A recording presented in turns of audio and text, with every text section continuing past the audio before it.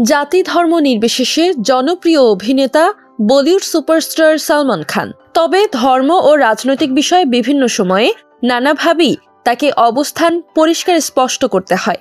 এমনই এক পরিস্থিতিতে সালমান দাবি করেছেন মুসলিম ধর্মাবলম্বী হলেও গরুর মাংস ছুঁয়েও দেখেন না তিনি।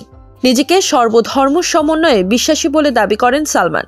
এক সাক্ষাৎকারে সালমান খান জানিয়েছেন কেন তিনি গরুর গোশত খান না।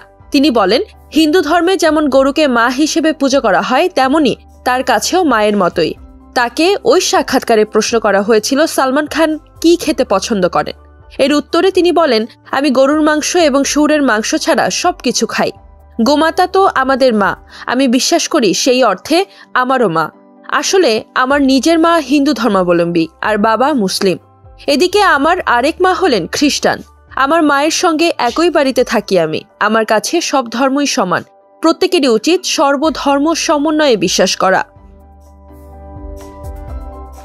এরপরেই সালমান খান বলেন, আমাকে সব ধর্মের মানুষই বলতে পারেন।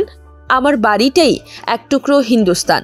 একাধিকবার নিজের পদবীর জেরে দেশদ্রোহী খোঁটা খেতে হয়েছে সালমান খানকে। শুধু তাই নয়, ভারতীয় সিনেমায় তার অবদান ভুলে সামাজিক যোগাযোগ মাধ্যমে পর্যন্ত তাকে উল্লেখ করে বলা হয়েছে পাকিস্তানে চলে যান।